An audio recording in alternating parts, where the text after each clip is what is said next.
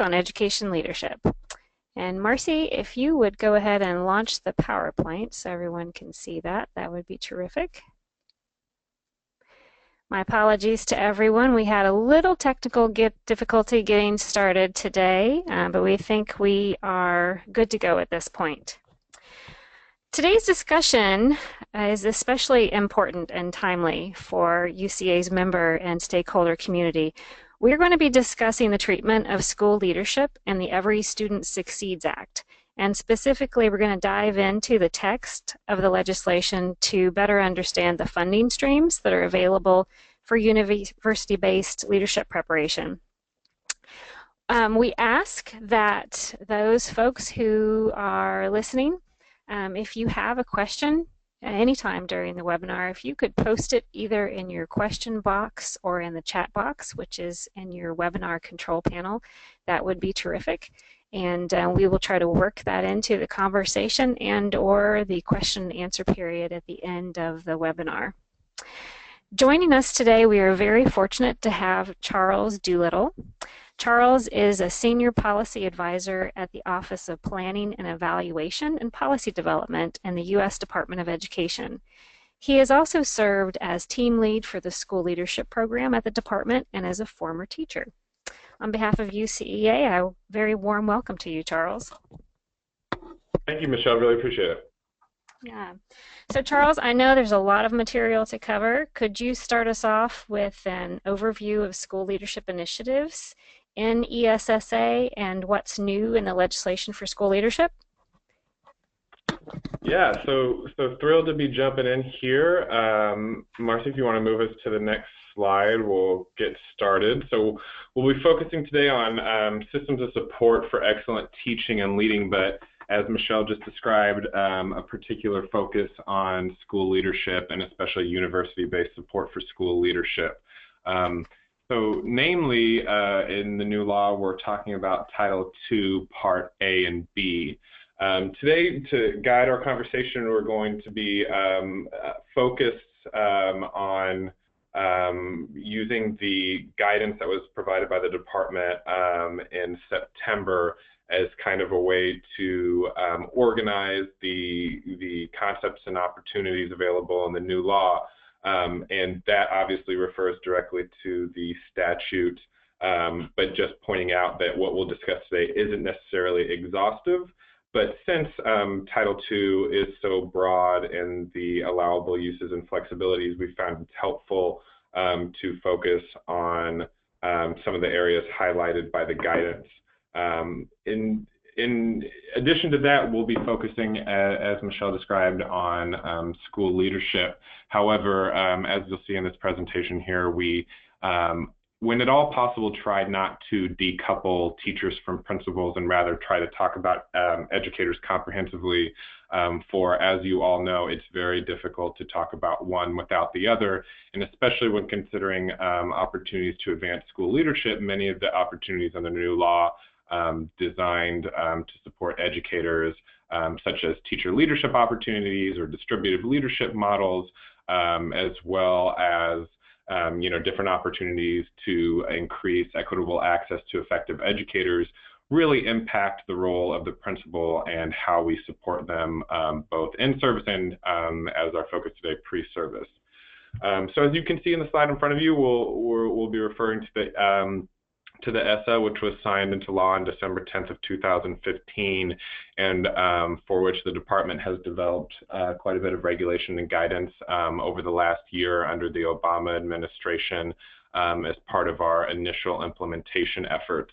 I'm here today representing our Office of Planning, Evaluation, and Policy Development. I also have my colleague Chase Sackett, who has a focus on evidence, and he'll be sharing some of his expertise with us later on. But both of us, along with many other career employees here, are thrilled to be continuing the work of implementing the Every Student Succeeds Act and to be providing some continuity, not just internally but externally in our relationship with the field. So appreciate your audience here today. So moving to our next slide here, just to discuss the purpose of today's session, again, to provide an overview of ways to support educators, especially school leadership, we'll go through this presentation, then happy to open it up for open question and answer. And for your own reference, if you haven't had a chance to peruse it before, the Title II Part A guidance entitled Building Systems of Support for Excellent Teaching and Leading is available at the website on your screen here. Moving forward to slide 7 rather. So we know that the Every Student Succeed Act was designed to ensure that especially low-income and minority students are not being taught at disproportionate rates by effective teachers, that we do a better job of considering how to build out and support comprehensive human capital management systems, and finally, strike a balance between innovation as well as evidence-based approaches to educator support to really think about and reimagine how we support teachers and principals and other school leaders differently than we have in the past. So on our next slide here, Title II Part A guidance that's available were released in 2016, and we've taken like an initial stab at trying to break down what appears in Title II Part A of the new law. For those of you that are familiar with the No Child Left Behind, you'll notice that while the new law has been restructured and reorganized and some of the language has been updated, it still remains a very broad title. And in practice, many of the same activities that were allowed under NCLB are also allowed under the ESSA. Moving on to our next slide here. So that presented a similar challenge that we faced here at the department when we think about teachers and principals. You know,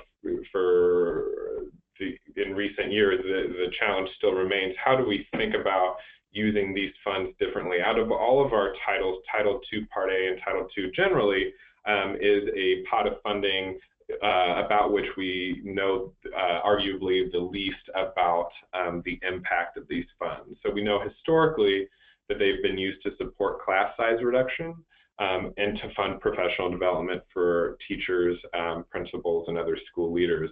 As I'm sure you all are aware, the evidence base for class size reduction sheds quite a bit of insight as to where and when this actually results in measurable changes in outcomes. And similarly for professional development, we know that sometimes this can be done well and sometimes it can be done not so well. And so the new law offers us a number of different ways to leverage a change in behavior for both of these typical uses. Number one, requiring that class size reduction only be used where to an evidence-based level, and for professional development that adheres to a new definition. So we'll discuss these in more depth throughout the presentation, but what we're particularly excited to do is to think kind of outside this box about different ways to make the most of these funds. So moving to the next slide here, the non-regulatory guidance that has been released really seeks to support states and districts to use these funds more strategically and for greater or at least more measurable impact.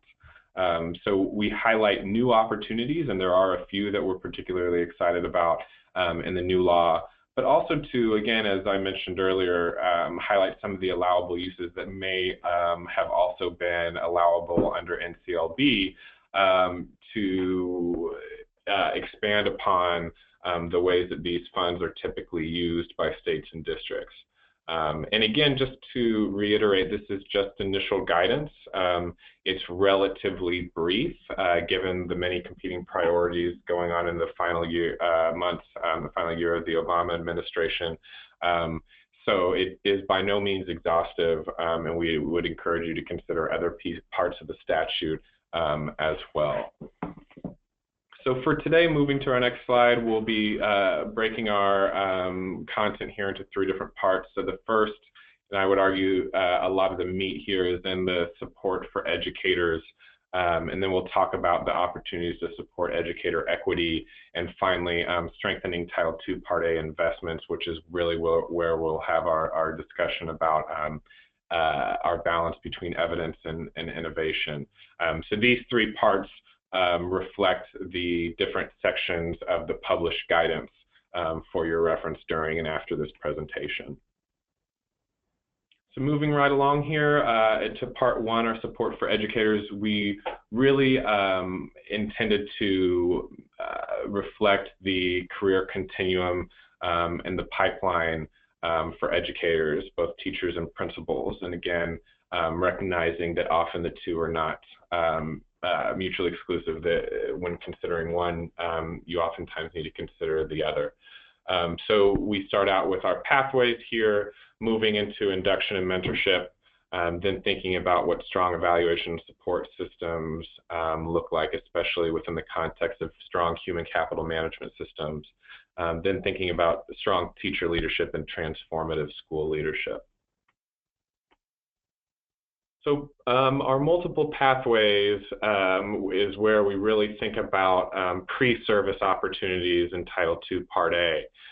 Now, while these are limited, because obviously this is not our Higher Education Act where we see a lot of our opportunities for teacher preparation, it's worth noting for two reasons. Number one, it's where we see the majority of our opportunities for school leadership preparation, which you all know looks markedly different than teacher preparation, and more often than not looks much more like in-service professional development and residency programs, which is not quite the same as teacher preparation. And number two, it's where we see some of our more innovative and new opportunities. So the first I wanted to acknowledge here was the new teacher, principal, and other school leader academies. So this is an optional set aside by states to develop and support the authorization of new academies. So a state has the opportunity, the option, to designate a state authorizer, and this authorizer can be an existing organization or a new one, whether sitting at the SEA or a nonprofit. There's a number of different forms that this authorizer could take. And once a state has identified an entity to serve as a state authorizer, preparation programs through institutions or otherwise can apply to become academies, so to receive what more or less is a designation as an academy.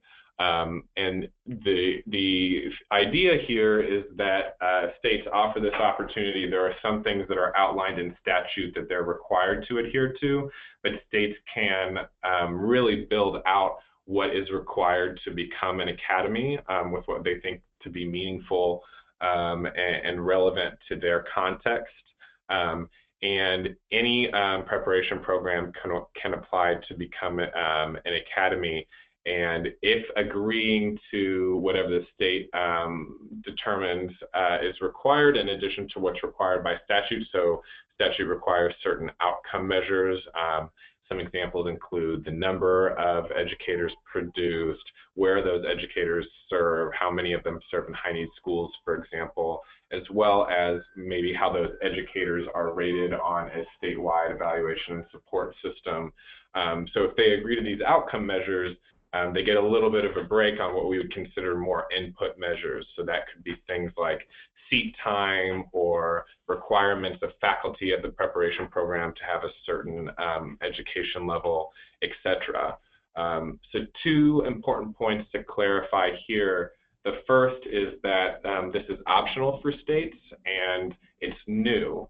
So we know, historically speaking, that such a change in budget allotment and a change in behavior like this can sometimes be difficult to do. You're battling inertia and you're battling momentum. So it's important for organizations like yours, if you feel like this is something that would be beneficial and important in your state, to advocate for that at the state level. And we know from looking at NCLB, oftentimes states, districts, et cetera, that did not take advantage of new opportunities in the first year of the new law did not do so throughout until reauthorization. So that's the first point to note. The second is there's been a lot of misconception about this particular provision only applying to alternative CERT programs or alternative route programs.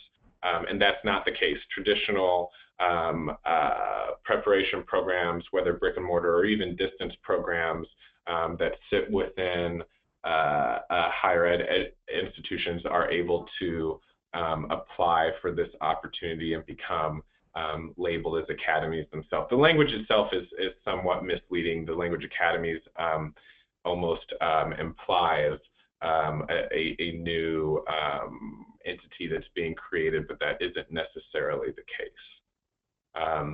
So a couple other points here to note. We have new definitions for teacher and school leader residency programs.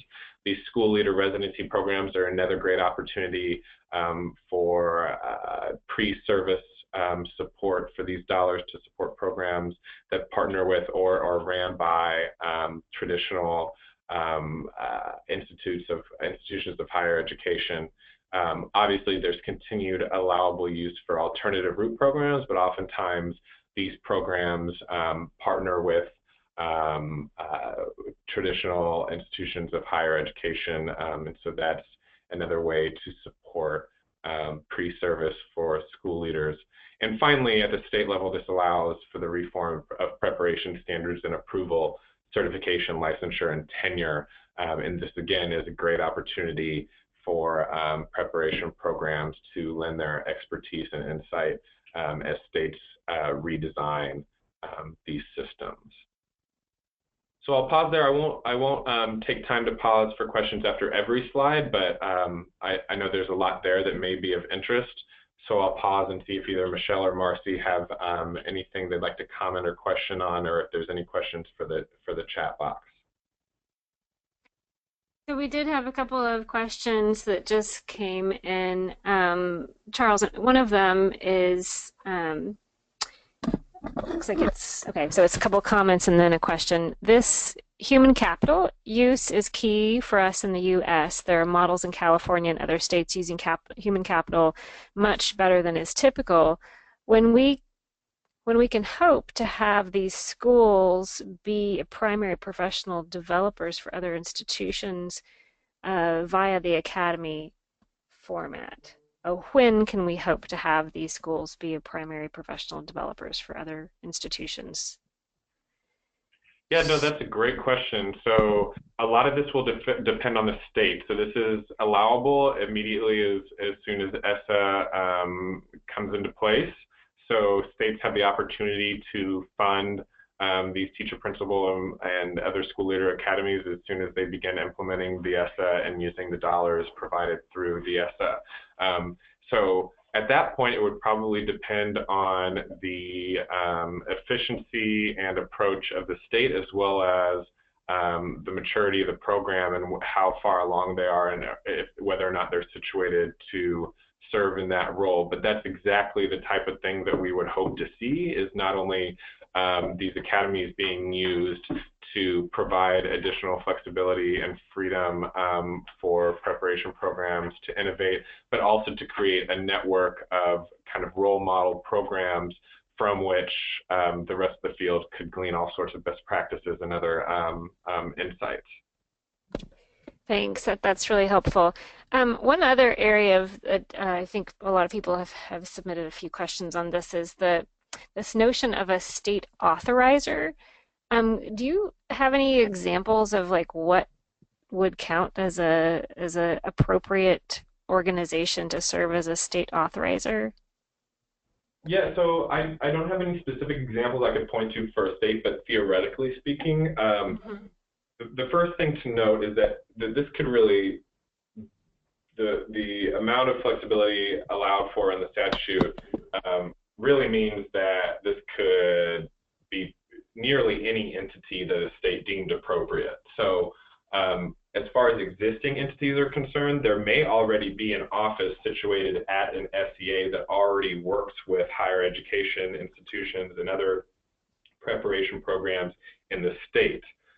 In that case, a state may decide to give this authority or designate that office as the state authorizer. It doesn't necessarily have to be their sole purpose.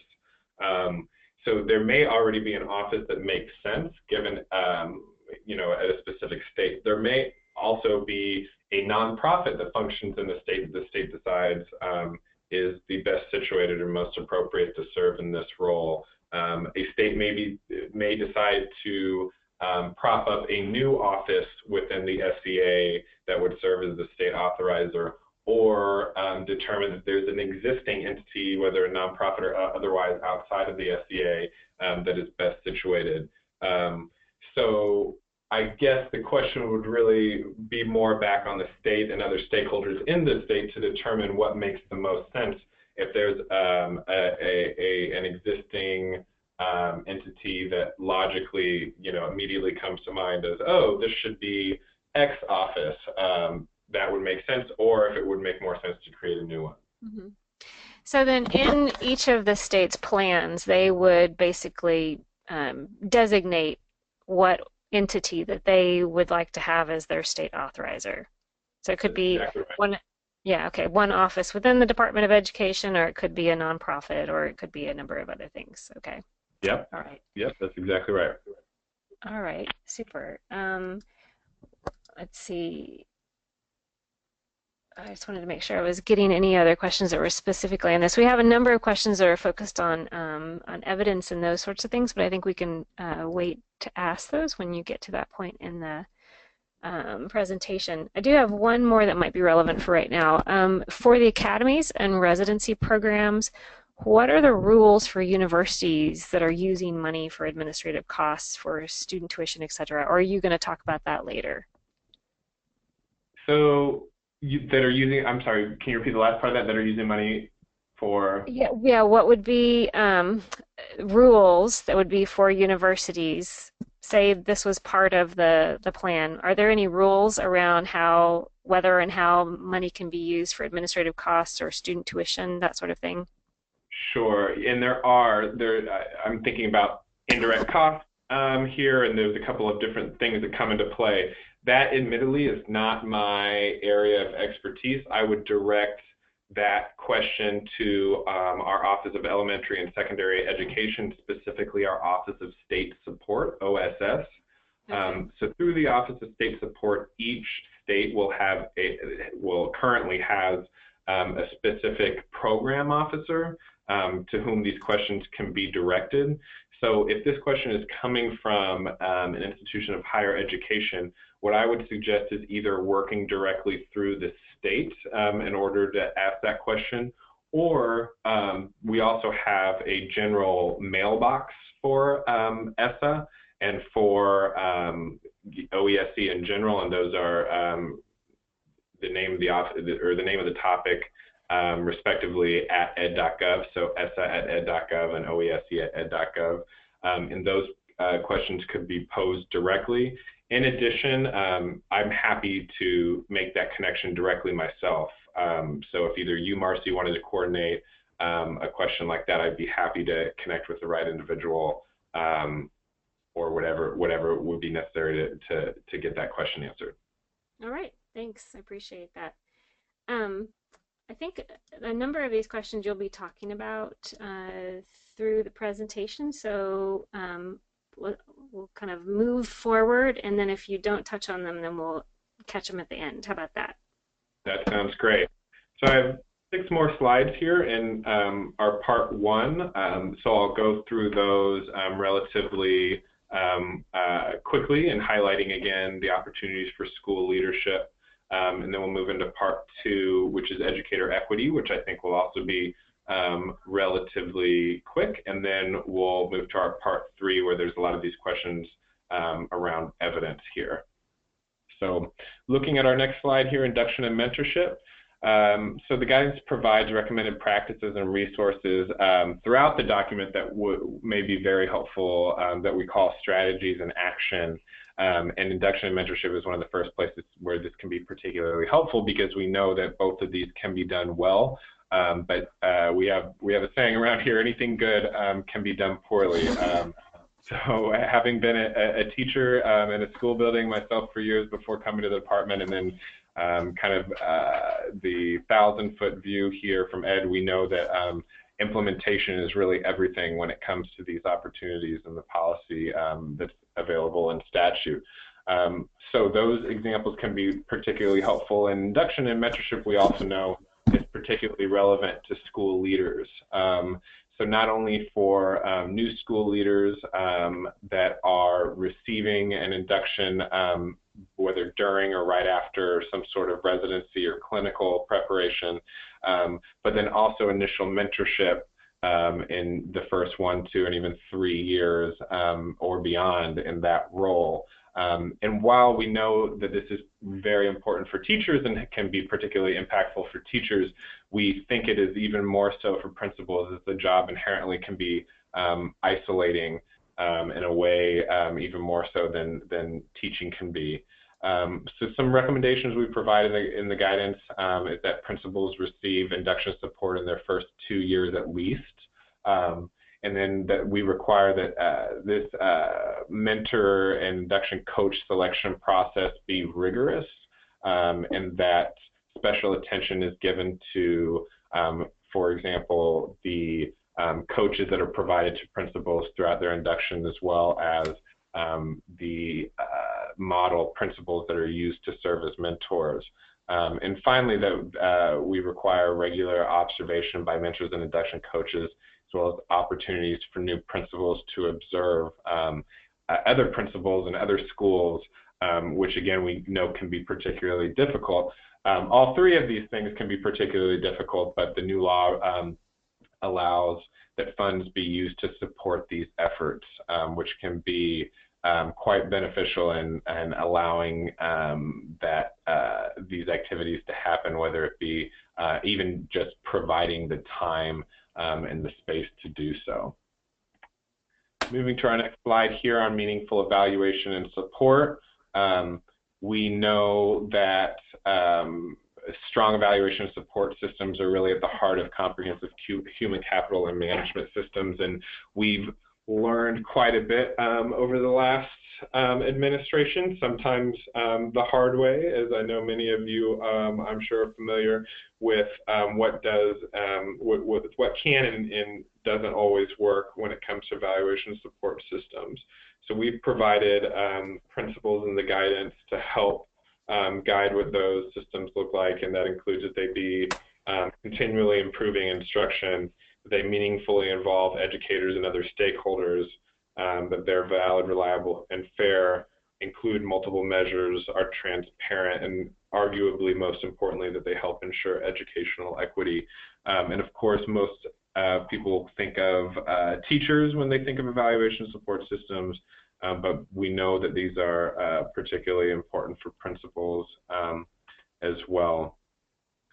Moving on to our next slide, strong teacher leadership. Again, thinking about this in the context of supporting principals, both pre-service and in service, but particularly during pre-service, thinking about how we support principals and teach new principals early on, how to leverage the human capital, the leadership that already exists in their building.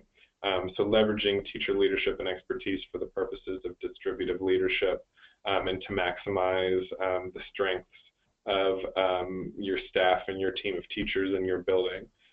So in particular, Title II Part A funds may be used to support time banks, which are basically extra time that's flexible for collaborative planning, curriculum writing, peer observations, and to lead trainings.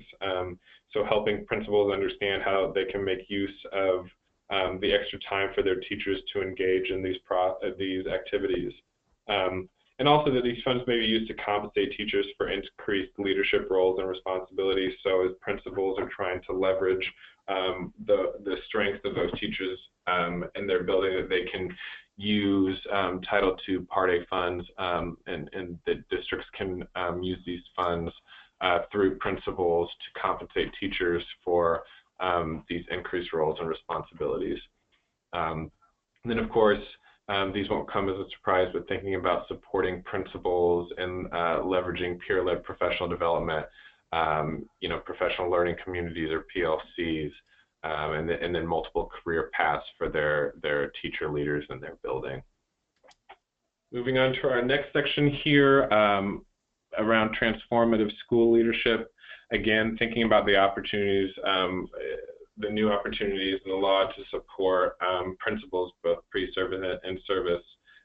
As was allowable under NCLB, the new law allows funds to be used for ongoing professional learning for principals and other school leaders. And as mentioned earlier, we know that especially for principals, in service and pre-service, the lines between the two are particularly blurred. So there's lots of opportunities to support the preparation and clinical experience of new principals. Hey Charles, could I ask you a quick question here before you move on? Could you say a little bit more about the residencies and what in particular what qualifies as these clinical experiences, residencies under Title II? Sure. So the residencies are actually the definition of which I don't have in front of me now, but it's quite broad. So it could be a residency program in which a traditional institution of higher education partners with a district, not only to help meet supply and demand needs, the number of principals they need, what particular age group or school level they need, and then the institution of higher education partners for clinical experience. So a district, for example, would have extra money to pay the salary of a new principal that's going through a residency at a particular school. So that's just one specific example and elaboration. I think more generally I could say I think out of the many models that I'm familiar with, you'd be hard-pressed to find a school leader residency model or program that was not able to be funded with Title II Part A funds. Okay, thanks. So the next piece here is on the 3% set aside that's available under the new law. And again, this is an optional, I'm sorry, one slide back just to make sure we cover this 3% piece here. This is an opportunity for state level activities to develop alternative pathways to school leadership. And again, alternative pathways, when we think about principals, is really the majority of programs when you think about residency models or other clinical types of experiences that partner with traditional institutions of higher education and other preparation programs.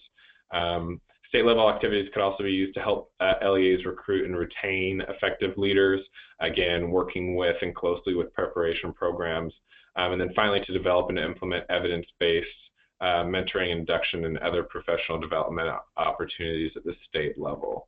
And then looking at our next slide here, one thing that we're particularly optimistic about is the opportunity to support principal supervisors. So we know that principal supervisors can play a critical role in the development and support of principals, and oftentimes the role of principal supervisor looks different from district to district and state to state.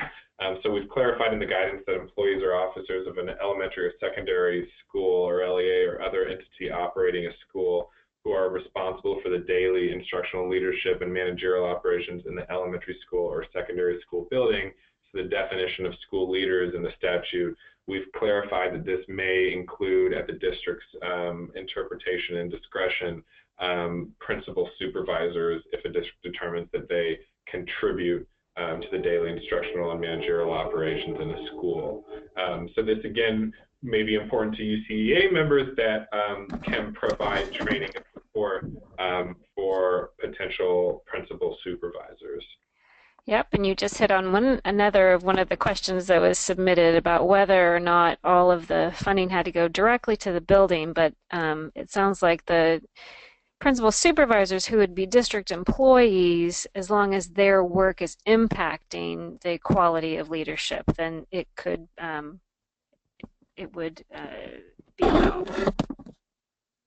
That's right.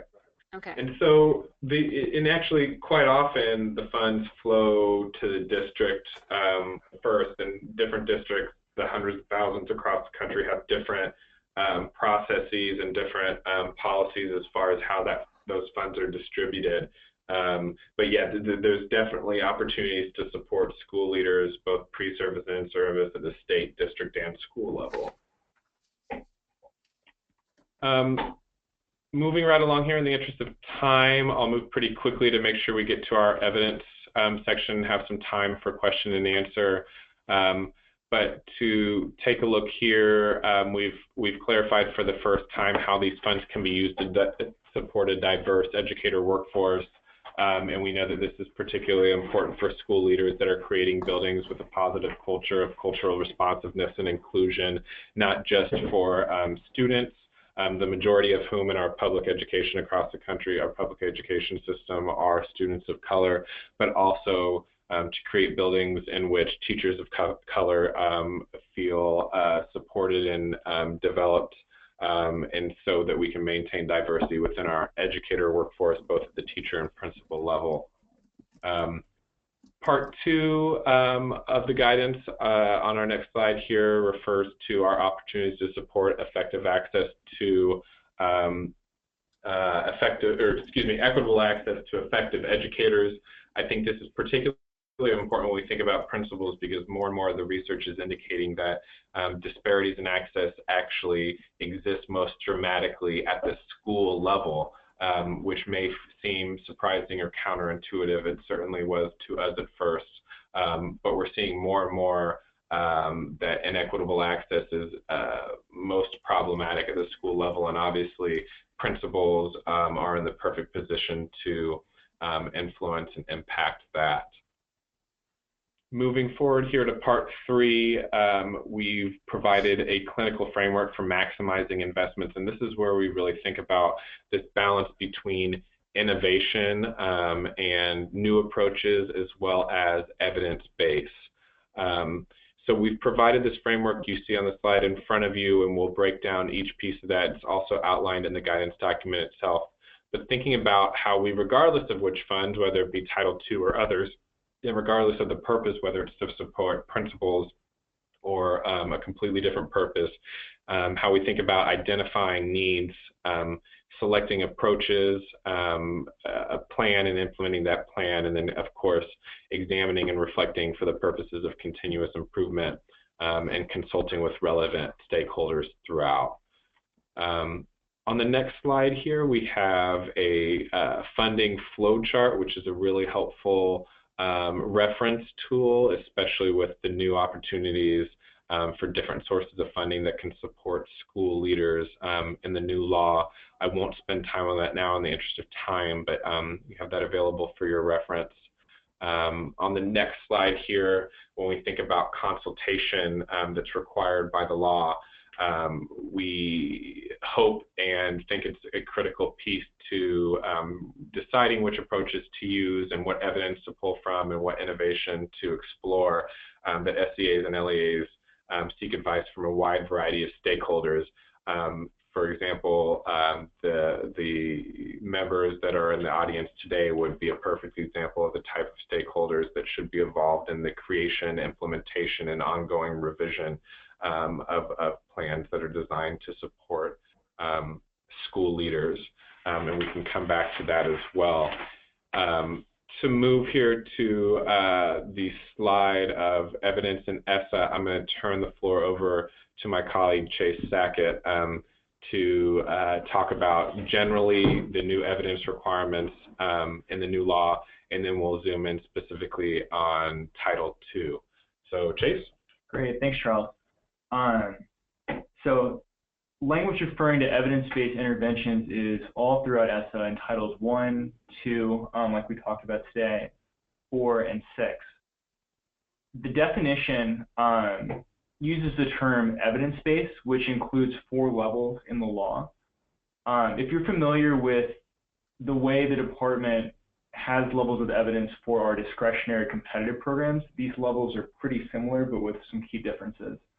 So strong evidence basically requires an experimental study for the intervention.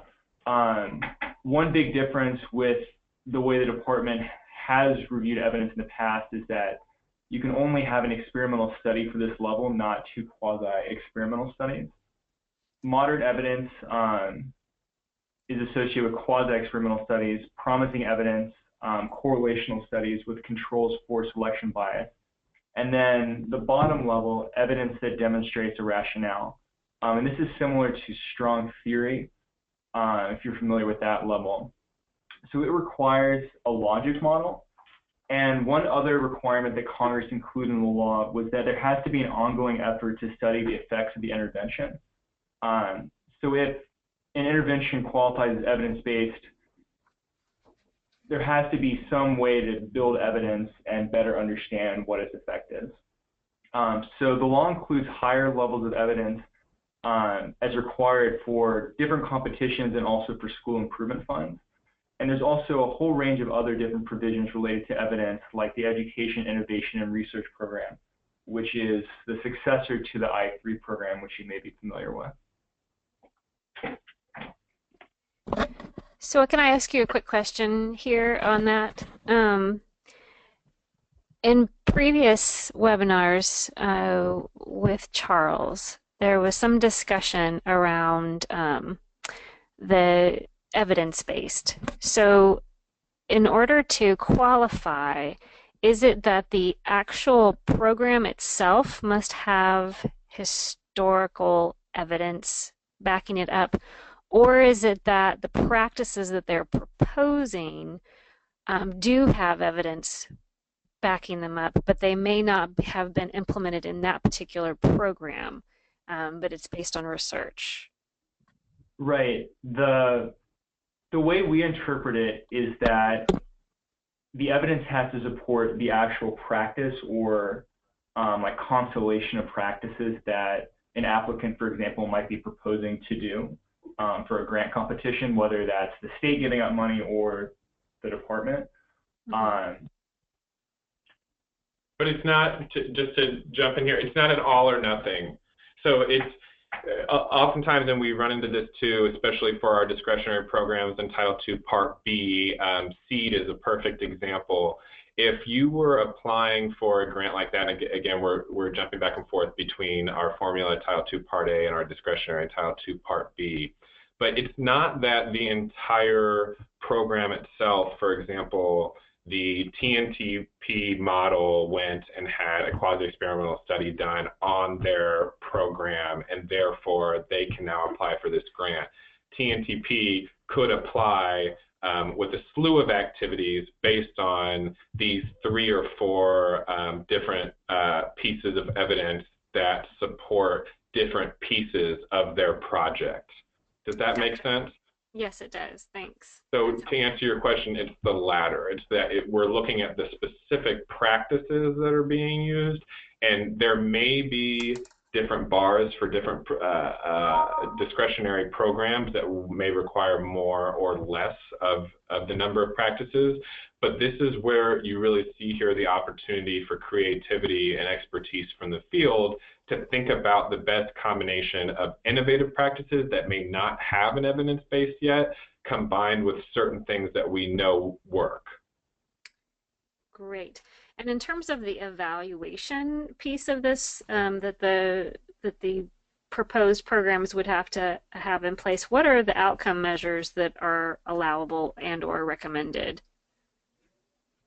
I think that would just differ by context. So for example, in the Title II context, I would refer like our discussion related to evidence to the Title II guidance. Just really depends on the different contexts, I think, and what's relevant to that program. Chase is referring to an appendix in the guidance that we've been following along here that specifically addresses just that question. Okay, thank you.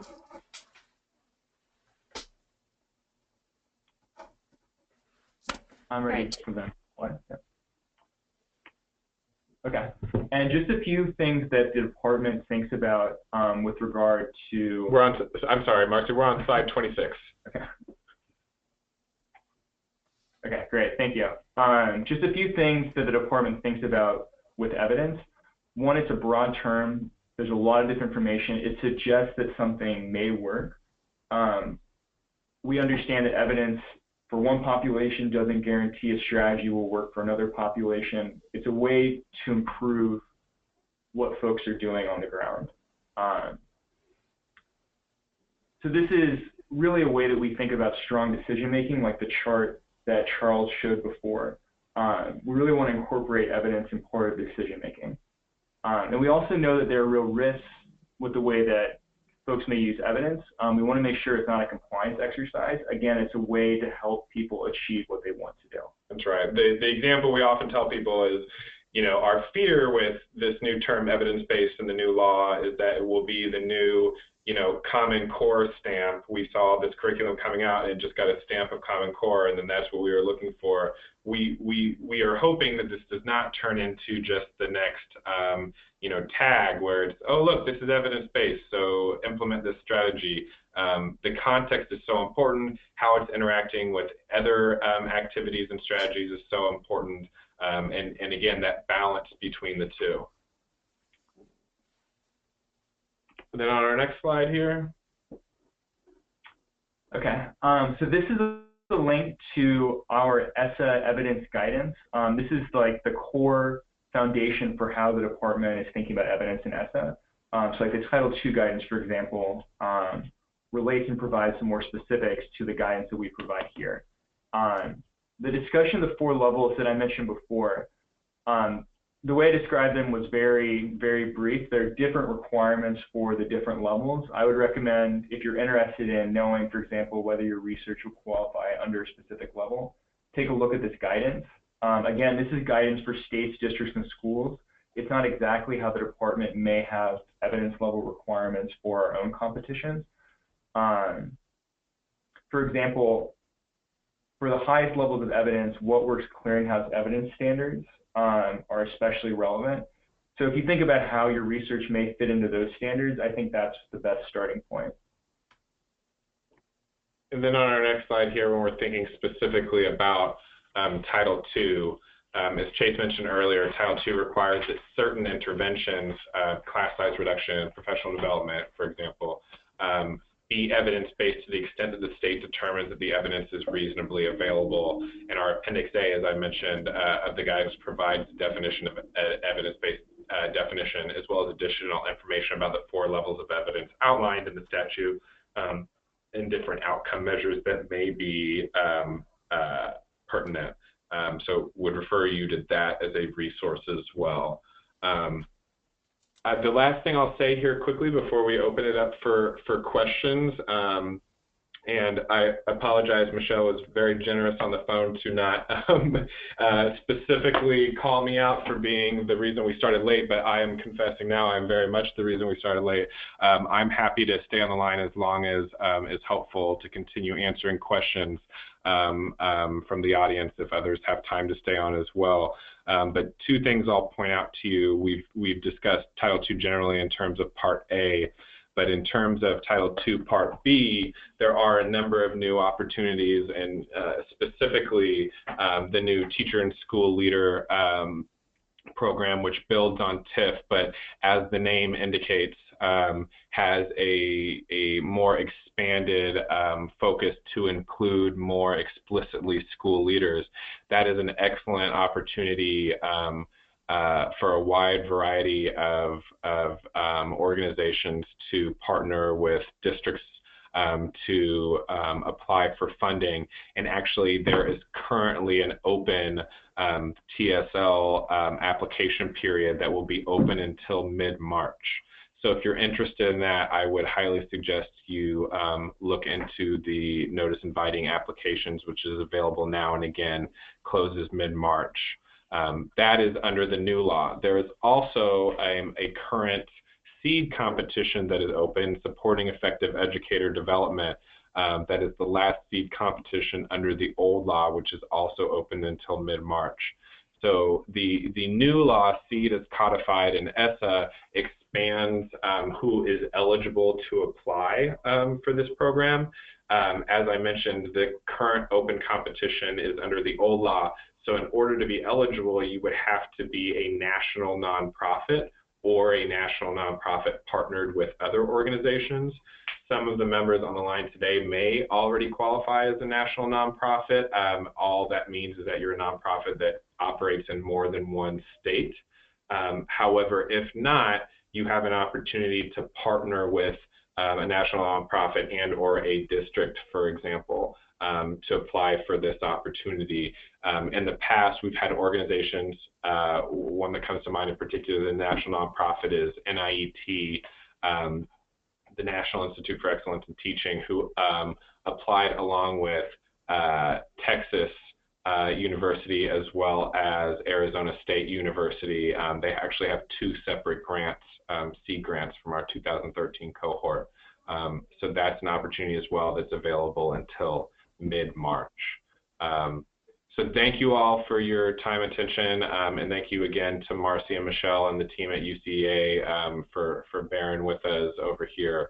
And like I said, I'm happy to stay on the line as long as it's helpful to try to answer questions. Thanks so much, Charles. I really appreciate it. I think we will take you up on your offer and see if we can't get at least a few of our questions that have come in beforehand, as well as through our question box answered. And I'm actually going to turn that over to Marcy, and she's going to ask the bulk of them. But I also just wanted to let everybody know that that today's webinar is being recorded, and so if you don't get your question answered, and you want to listen to it again, and you want to submit questions, we're hoping that that we might be able to submit them after the fact to you, Charles. Would that be okay? Absolutely. Feel free to forward anything my way. Sure. Okay. So one of the things that we did want to get your thoughts on, and I know that you've probably been asked this question quite a few times, this whole notion of the states being required to reach out to their stakeholder groups, like higher education institutions and whomever they consider to be stakeholders when they're putting these plans together. What is the advice and that you've been providing, or the department has been providing to states as to like what counts as a stakeholder, and or to stakeholders themselves about getting in touch with their state departments of education? Or is the department providing any kind of advice or recommendations like that? Yeah, so it's a great question. Consultation is one area, regardless of the context, that really depends on the fidelity with whichever entity is seeking consultation actually pursues that end. So the actual requirements in the statute could be met with a relatively low bar. And we know that sometimes we see issues with you have one representative from a union, and that counts as your consultation with all educators, whereas another state may choose to do so more thoroughly by taking 5 educators from the 7 largest districts, and not just choosing the teachers of the year, but getting a wide variety of teachers with different experiences and grade levels and grade subjects and that kind of thing. So just to give you an example there of the different ways that this can look. Like I said, the bar for statute could be met with relatively minimal consultation. We, as the department, have issued regulations on Title I defining what meaningful consultation, meaningful and timely consultation could look like, which kind of provides additional clarification and expansion of these requirements. However, obviously the new administration is reviewing regulations now, and it's unclear how they will move forward in implementing those. What I would say as the actionable step that those that are in the audience today can take is to advocate at the state level to really, in as much as they can, find out when these are taking place and how they can be involved. You know, oftentimes states in developing their plans are not necessarily opposed. It's not some sort of effort to minimize the consultation, but obviously there are a lot of different requirements to be met, not just for the federal government, but you know, a million things that happen at the state level, and it's more a capacity issue. So oftentimes the self-advocacy and reaching out and not only volunteering but persistently volunteering is the best approach to be involved in the consultation. As far as the deadlines for initial state plans, as I think everybody is aware, those are set for this coming April and September. At this time, again, the new administration is reviewing those regulations, and we don't have any updates on that now. So there has not been any proactive decision to change those as of yet. So the deadlines are still those posted April or September. Thank you for kind of moving in this direction, because we know that things are very much unfolding and things are, you know, a lot to still be determined. And UCA members, you know, like the rest of the country, have been closely following confirmation hearings and so forth and so on. And some of the recent posts on places like Education Week about statements by, you know, Senator Alexander about how the states are clearly going to be in charge. And I guess it just raises some of the questions around how much leeway states now will have in terms of their putting their plans together. And, you know, are these the regulations that have been put forth, are these more like guidelines and anything goes? The feedback that you provide, is it more like critical friends feedback, or you know, kind of how is that unfolding, Charles?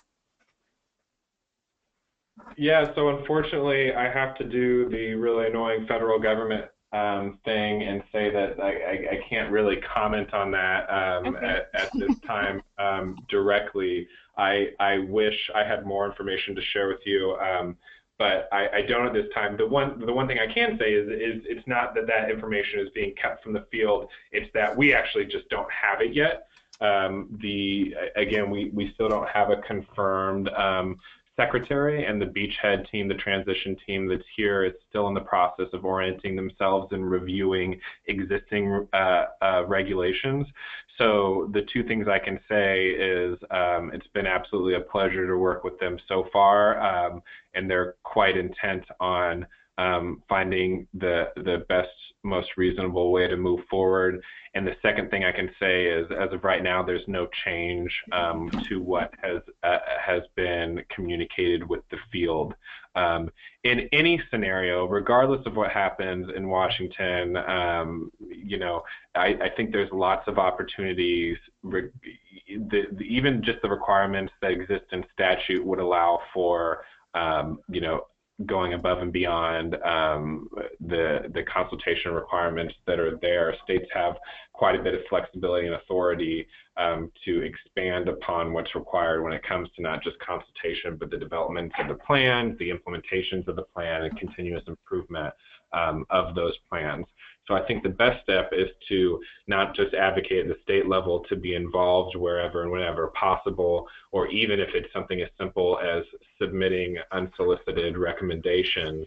But the other thing too is to consider what is not dependent on any incoming administration, but rather is just the best thing to do for the state and in districts and kids that we all serve.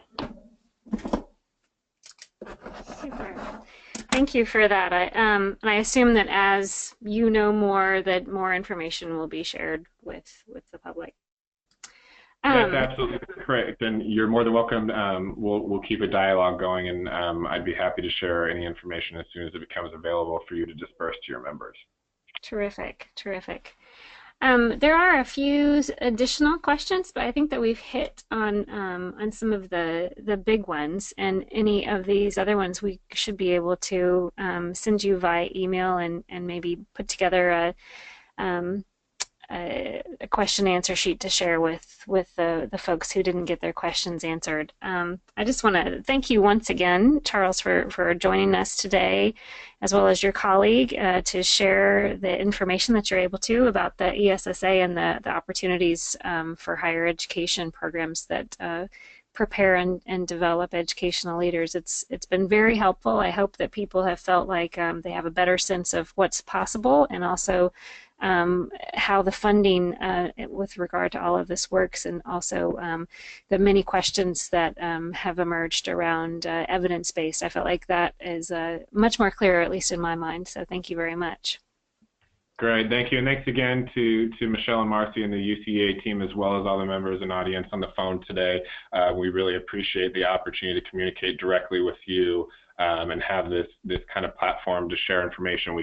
It can sometimes be difficult from this building in DC to have direct line to the people doing the real work. So very much appreciate it, and look forward to following up. Well, thanks again, and for our listeners, we hope that you'll join us for the next webinar on education leadership, and that you will share the recording of today's webinar with your colleagues and students. Take care. Bye-bye.